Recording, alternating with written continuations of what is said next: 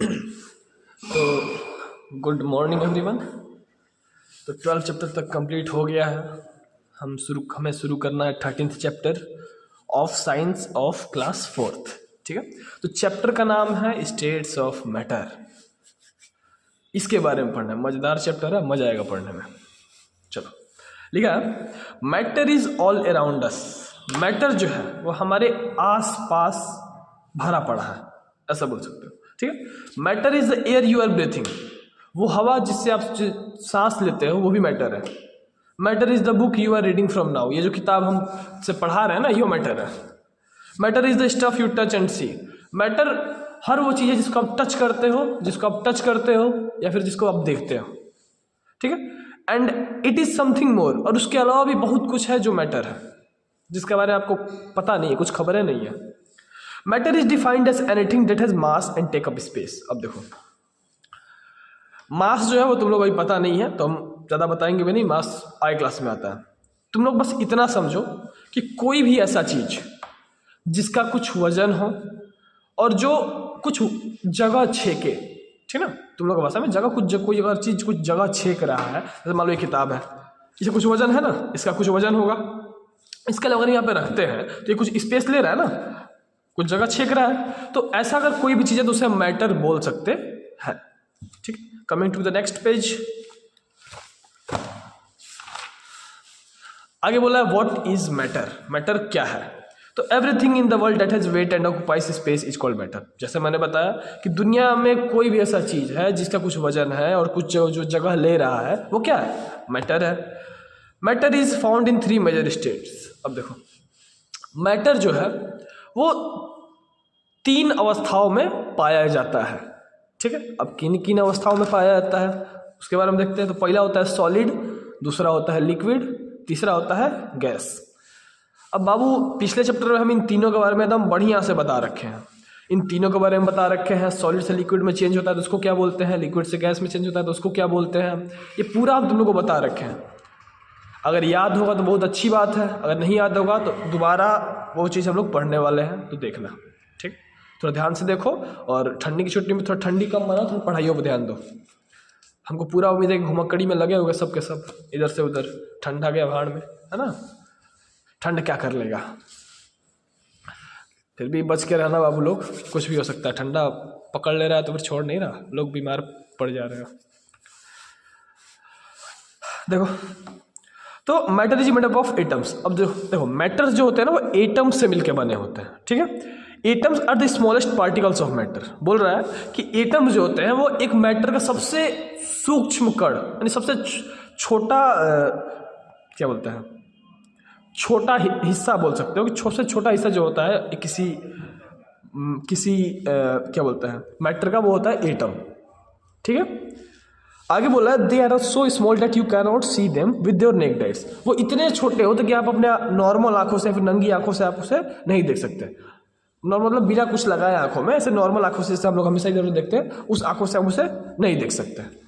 ठीक है, आगे बोल रहा है science has come with technology called scanning tunnelling microscope STM to identify atoms. अब देखो, एटम्स को पहचानने के लिए विज्ञान ने एक टेक्नोलॉजी का आविष्कार किया, ये बोल सकते हो, या फिर टेक्नोलॉजी इस्तेमाल में लाया है, जिसको वो लोग STM या फिर STM को फिल्म दिया हुआ है, ये बोलते हैं एक तरह का माइक्रोस्कोप है। ठीक ना, जिससे कि एटम्स को आइडेंटिफाई किया जाता है, मतलब पहचाना जाता है।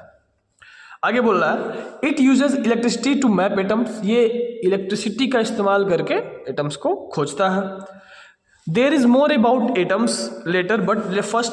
देखो, एटम्स के बारे में तो बहुत बाबू आगे बहुत है। एटम के बारे में पढ़ते पढ़ते मतलब क्या होता है, तुम लोग का भी दिमाग खराब हो जाएगा, इतना ज़्यादा है एटम के बारे में।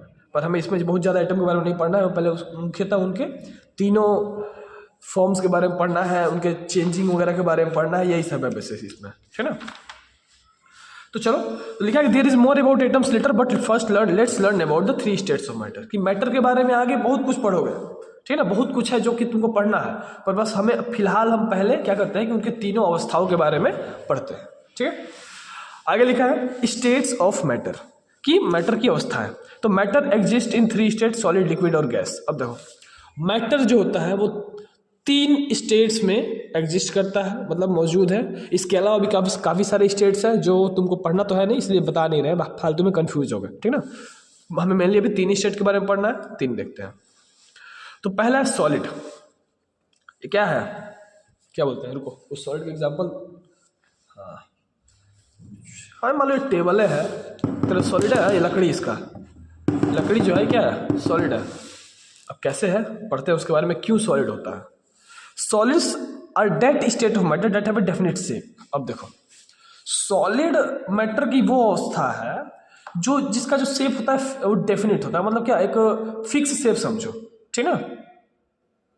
ई ना कि कुछ अपने आप वो चेंज होता रहे, ऐसा कुछ ना, जिसका फिक्स एक शेप हो, ठीक है। दे ऑक्यूपाई ए डेफिनेट स्पेस, वो एक डेफिनेट मतलब कुछ तय कुछ जगह छेके, hence have a definite volume. उसके अलावा उनका वॉल्यूम भी क्या होता है कि तय हो कि हाँ इतना है तो इतना ही रहेगा, ठीक है। Things like table, book, pencil and ball have a definite shape and volume. अब देखो जैसे दिया है कि टेबल हो गया, बुक हो गया, पेंसिल हो गया, बॉल हो गया, सबका क्या है, शेप और वॉल्यूम जो है वो तय होता है, डेफिनेट होता है, ठीक।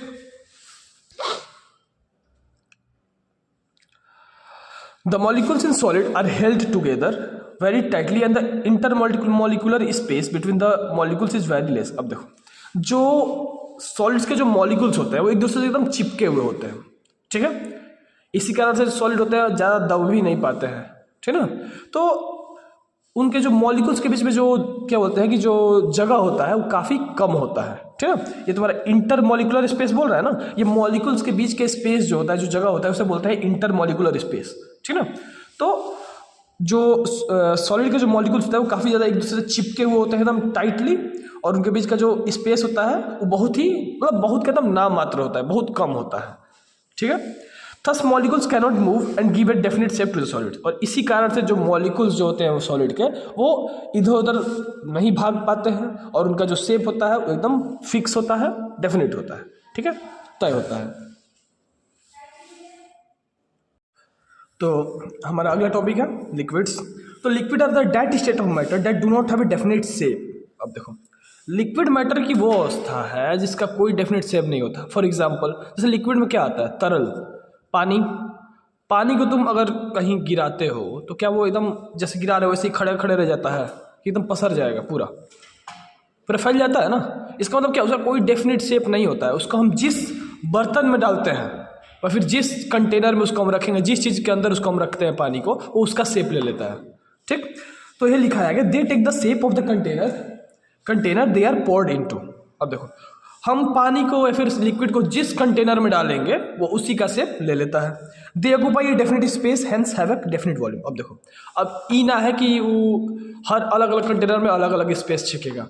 देखो हर एक कंटेनर में उसका जो स्पेस पूरा वो जो मतलब एक होता है ना कि तय स्पेस सब में लेगा, ठीक ना। अब अगर ये डिपेंड करता है, अब अगर मान लो पतला कंटेनर है तो उसमें थोड़ा सा अलग दिखेगा, पर अगर हो तो पूरा में देखा जाए तो एक उसका डेफिनेट शेप स्पेस वो लेता है, और इसीलिए उसका वॉल्यूम जो होता है वो डेफिनेट होता है। Liquid like water, oil, milk etcetera do not have a definite shape but they have a definite volume. अब देखो लिक्विड जैसे कि पानी हो गया, तेल हो गया, दूध हो गया, इन सब का कोई डेफिनेट शेप नहीं होता, आकार नहीं होता, पर इन लोग का वॉल्यूम जो होता है वो डेफिनेट होता है, ठीक है। Molecules in liquids are packed more loosely compare to those in solid. अब देखो सॉलिड में मैंने बताया था कि जो मॉलिक्यूल्स होते हैं एकदम एक दूसरे से क्या होते हैं, एकदम चिपके हुए होते हैं टाइटली, पर जो लिक्विड के मॉलिक्यूल्स होते हैं उनमें हल्की हल्की दूरी होती है, ठीक है ना। अगर सॉलिड से कंपेयर करें तो उससे थोड़े से ढीले होते हैं, ठीक है। थस लिक्विड्स कैन फ्लो, और इसी प्रॉपर्टी के कारण, इसी गुण के कारण जो लिक्विड होता है वो फ्लो कर पाता है, मतलब क्या, बह पाता है, ठीक ना। अब जाके दूध गिरा के मत ट्राई करने लग जाना, मतलब मम्मी मारेंगी बेलन चला के तुम लोग को, ठीक ना। नहीं अगर ऐसा होता कि कुछ बहुत बच्चे होते हैं एक्सपेरिमेंट करने के लिए क्या करेंगे, मम्मी थोड़ा दूध देना, थोड़ा लिक्विड फ्लो करता है कि नहीं इसका थोड़ा चेक करना है हमको, पता लगा दूध गिरा दिए, उसके बाद मम्मी लाएंगी डंडा या फिर बेलना जो भी उनके पास होगा, दे डंडा। चलो देखो बोल रहा है अगला गैसेस है, ठीक ना। तो gases are that state of matter that do not have a definite shape और वॉल्यूम। अब देखो अब गैसेस मैटर का वो स्टेट है जिसका ना कोई फिक्स शेप होता है ना कोई फिक्स वॉल्यूम होता है, ठीक ना। For example light a candle observe the smoke coming from it. अब देखो एग्जाम्पल बोल रहा है, can you hold this smoke in your hand, this happens because smoke is a gas, air is also mixture of gases. अब देखो बोल रहा है कि आप एक मोमबत्ती जलाइए और उसका जो धुआं है उसको हाथ में रोकने की कोशिश कीजिए। आगे क्वेश्चन पूछा है, can you hold this smoke in your hand, क्या आप उस धुएं को हाथ में पकड़े रह सकते हैं, हाथ में मतलब पकड़ सकते हैं। This happens because smoke is a gas. अब क्या हैपन ये होगा कि आप जब पकड़ने की कोशिश करोगे ना, इसे ऐसे पकड़ने की कोशिश करोगे तो वो साइड से इधर से उधर से निकल जाएगा, ठीक है, और निकलते निकलते फैल के गायब हो जाएगा, ठीक। तो ये इसलिए हो रहा है क्योंकि जो स्मोक यानी धुआं है वो एक गैस है, ठीक है, ये आपको पता है। Air is also mixture of gases, और एयर का तो डेफिनेशन यही होता है कि air is a mixture of gases. Air जो होता है अलग अलग गैसेस का मिक्सचर होता है, वो यहाँ पे लिखा है, ठीक है, कि एयर भी एक गैसेस का मिक्सचर है। अब एयर का डेफिनेशन पढ़े होगे पहले, ठीक ना, तो उसका डेफिनेशन ये होता है कि air is a mixture of gases. Molecules and gases are loosely held with large intermolecular space available to them. अब देखो सॉलिड में हमने क्या पढ़ा कि जो मॉलिक्यूल्स होते हैं एकदम चिपके हुए होते हैं, लिक्विड में हमने पढ़ा कि हल्का हल्का दूरी होता है, पर गैसेस में काफ़ी ज़्यादा दूर दूर मॉलिक्यूल्स होते हैं, ठीक ना, और वो एक दूसरे से मतलब बिल्कुल ढीले ढाले एक दूसरे को पकड़े हुए होते हैं, ठीक ना, एकदम दूरी दूरी पे पूरा रहते हैं। और thus molecules in gases are able to move around freely, और इसी कारण से जो गैस के मॉलिक्यूल्स होते हैं वो किसी भी डायरेक्शन में एकदम बिना किसी रोक टोक के क्या होते हैं, इधर उधर जा पाते हैं। Hence gases do not have a definite volume, और इसी कारण से इससे हमें ये पता चलता है कि गैसेस का कोई डेफिनेट वॉल्यूम नहीं होता है, ठीक। आगे अब तुम लोग ये बोलोगे कि सर गैस का वजन होता है कि नहीं होता है, ठीक। तो उसी के लिए तुमको एक एक्सपेरिमेंट दिया है, ठीक।